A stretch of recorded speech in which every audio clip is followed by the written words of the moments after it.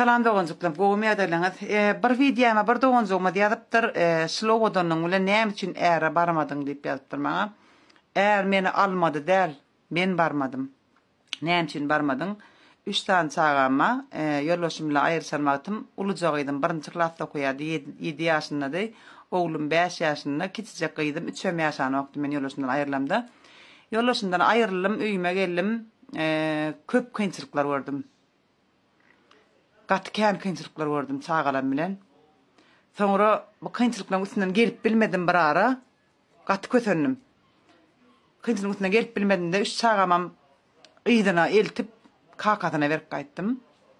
Biraz ayağa alyansam, bir işe duruyansam, aylıkta alyansam, ayakta duruyansam deyip yüzümü yere salıp kakalarına yalvarıp çağalamı ıydına verip kayttım.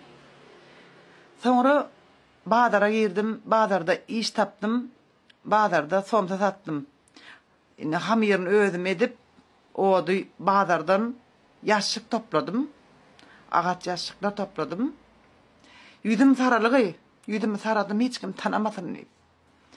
Yalan sözleyen olsam Allah belamı versin.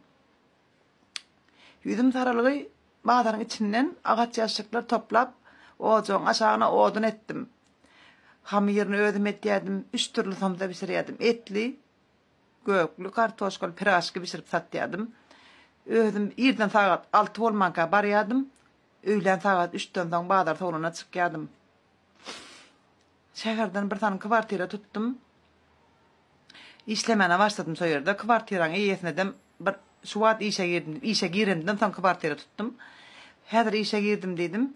Sonra dedim bir neçe onu işleyin dedim. Ondan sonra sen pulun tölecek dedim. Allah razı olsun kvartiran iyisinden. Bolya dedi. Bağda da somsa satıyordum. Öz komşularım bile gelip benden somsalıyordular. Men tanan oklar. Men gözümü çıtıtsa edip koyuyordum. Yüzüm yağlıklı haralığı. Şöyle bir 5-6 ay mı 7 ay mı nereden baksan bir yıla olay çağılamı görmedim. Çağılamı görmen. İşledim. Kvartiran pulunu verdim. Pul topladım. Ondan sonra 6 ay sonra suudum mollu. Suudda ayrılıştık. Ayrılıştıktan sonra çağılar ya enede ya atada bolma ettiler. Gittim çağılamı aldım yanımda sakladım. Bağdar'da işlep günlük pulumu iyice işçemeden daşarı kvartiran puluna marttırıp kvartiran kıyına verdim. Çağılamada günlük iyice işçek. Ondan sonra so yerde men Bağdar'da kıştı tervet kar yağıptı. Ervet kar yağıptı so yıllar. Sonra bir tane adam eylek geçti, beylek geçti, sonra geldi yandı, somsan kaptamı durup iyiydi. Bana etti, sen adam mı ya demir mi dedi, men dedi, Bağdar'a gelem dedi, sen ştaya durdun dedi, eğerim çıkıp barayan dursun dedi, soğukta dedi, sen durup bilyen dedi.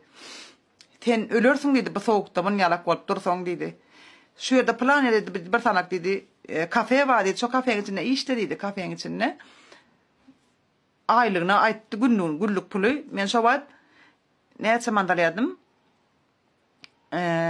20 mant bilemem şu köyne pul alıyordum da. Şu alyan pulumdan 5 kat yukarıda aitti opşam. Ondan sonra şu tay gitti, şu kafeyle gürleş dedi, şu kafede gobu işler var dedi. Men tanam yok, bilem yok. Sonra işten çıkıp barıyordum, işten çıkkansam adam var tanıdığın ağzına karışıp tutturmana. Çıktım şu yerden, çıktım onun maşinine adam alıp önüme geldi. Doğuncum dedi, hiç yanlış düşünme dedi, seni görüyen dedi, her gün görüyen dedi, kıyınan yan sana dedi, toğun içinde. Ödüngüm dedi, bulayarla dedi, ullakanat almarsın bulayar, kısık ayar dedi, bana hemmek istanıya bulayar dedi. Bana eline işleme dedi, git so yerde işte dedi, görmeden akıdeni gürleştiren dedi, telefon numarından arsın dedi, iş yok, vata iş bulmak çağırar dedi. Yok dedi, benim maşinemin yani bir hil görüyen, bir yad erkek adam, ben bilemek maşinede, ben utanyan, korkyan bir taraftanım. Sonra ola adam aytti, önümden ayrılman doğurda, bak doğunum hükmüne, cigim hükmüne diyen dedi. Sana işte edecek, işte diyecek, ya sadece sen dedi, maşine mindirip şurada akıdıp seni gürleştirip, bir ıstak edip düşürecek dedi, bak dedi. Adam gözüne seyrettim, olmadı, beni kıyınan yan sana dedi, bol ya dedim. Minnim maşinine akıttım, beni kafenin iyisine gürleştirdi, kafenin iyisine düşündürdüm yağdayımı. Bol ya gerek bu da çağırar dediler. Ondan sonra ben Bağdar'da işlep dur, saat 3'te ben işim bitti. 3'ten bir yarım saat, 2,5'da yani, 3'ün yarına bana kafenin iyisine etti. Bir de dedi mantı pişiren adam gerekliydi. Hamir yağıp bir de mantı bükeceği adam gerekliydi. Bir de işgal gerekliydi. Ne vakit desem her da çıkıp gelin dedi. Sonra çıktım. Çıktım danem. Sol işe geçtim. O işe bardım. Sol işe bardım olayım. Ondan sonra mantı büktük soyerdi. Sonra soyere gittim. Mantı pişirmek için. Gittim soyere. Bolya dedim. Saat 3'te işten çıktım danem. Direkt sotaya geçtim. Giyci işlemeli. Saat 11-10 kaçını işlemeliydi. Ödüm maşininde akit yasıydı önümde giyişlik. Gittim. Ondan sonra o gün bana pasoda yudurdular. Mantı büktürmediler. Mantını isat etmedim. Bak yalan yok benimle. O gün akşam dine pasoda yudum. Bazar komlar, bazarın süzü süpüreyenler. Şolar Novgot belediler. 2 gün Novgot'tan 2 gün önce Novgot belediler. Şoda da pasoda yudum ben. Saat 10 kim bara çene pasoda yudum olayım. Bana 70 bin mant verdi. Yani köyüne pırlaydı. Yani teyze pırlı ben düşünemem. Ben bazarda işlerinde 25 bin mant işleyedim. Saat 6'dan. Dağdan 6'da geliyordum. Giyişlik 3 seneni 25 bin mant işleyedim. Günün doğamını 3 tane tomsi yeme şansım vardı. Bir göğüklü, bir etli, bir kartoşkulu tomsi. Ondan artık ip bilem yok. Ben hadi ayınım kaptanımda oturuyordu. Ondan sonra o tayda varın, kafede varın. Ne yemeysen iyi vermeli. İyi ver diyorlar. Benim ayten bir tadı ne ip biliyası ip soruyan. Ne yemeler ip biliyası yani. İp bileyen, ip bilmeyen atlam. Aydın diyen kıyılara. Vay gelince bora diyorlar. Ne yemeysen iyi ver diyorlar. Ben hayran kaldım. Ondan sonra şoğun işledim boyunum. Bana 70 bin mant verdi. Ben şu 70 bin mant Allah sayardım. Gördüm kör oldum. Tatlıda gidip bana 70 bin mantı söyledim. Ağlarım günüm oldu. Ağladım ben şöyle. Ben 70 bin mant kazandım. Çağılam iyiden aldırmaktım. Ben kuğu yaşarım. Ondan sonra şöyle işlemeye başladım. Bir mutlu olacaklar. Sonra şöyle işlep başladım.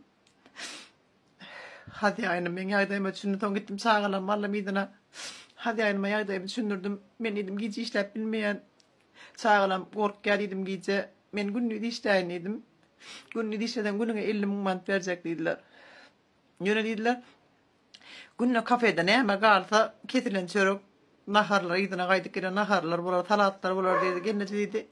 Ne ama kalsa dedi. Alıp gidip bilersin dedi. Ben buna kattı beğendim. İçine kıyılara Mehmet'i beni tanıdılar.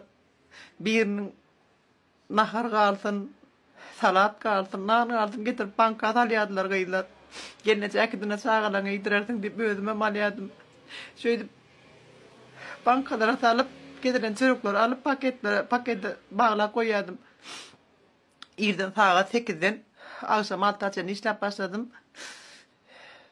Öyle baryanmadım, öyle baryanmadım. Sağlam geliyen sağladım biliyediler. Aç, oturuyordular. İyice meltinli, ben baryadım, öyle paketi öyle koyadım. Sağa çıklamalı gelip paketin içine açıp pakette iyice ne mi getirdin deyip oturup yiyediler. İyilik ağzından kalan da atlar. İyilik ağzından kalan demeyen diyen yok. Haram der. Sıngal günler geçirdim. Hiç kim bana bir mant vermedi. Yani songalam oldu. Dine işlep kazanıp yedirdim sağlama. Hiç vakit haram yedirmedim. Hiç kim aydıp bilmez bana. Sen onu ettin, beni unutayda butayda deyip. Sağa çıklama halal yedirdim. Halal yaşamanı öğrettim. Halal yemeğini öğrettim. Mudaya şükür sağa çıklam. Bir kıyıcağın durumda çıkardım. Allah dönüğünü atacağım ama. Hudaycan hiç kime ben yaşatmadan. Yani yaşamadan bilmeyen bidatları eğer siz olup 3 sağan yetiştirmeyeni bilmeyen gittik ıydım 3'e yaşan yok sağatıklarım katık içidi şoları şuna getirdim Allah sana şükürler olsun Hudaycan'a her vakit halal adamların halal ayarların halal erkeklerin yolları açık olsun her kime halalına nasip etsin hiç kime Allah'tan haram yemin etmesin. Şu güne yettim. Şu dereceye yettim ben. Demek yüreğim temiz. Yüreğim arası. Allah son için bana kömek ediyor. Allah'tan şükürler olsun. Hiç vakit günüme ağlamadım. Her vakit Hudaya şükür ettim. Hudaya şükürler olsun. Bundan sonra şükür ediyor. Hudaya şükür. Köşk gel zaytalım. Şayal günüm olacak inşallah. Şu dağıtlarım ödüğünü vermekten nasip ettin iptileyen.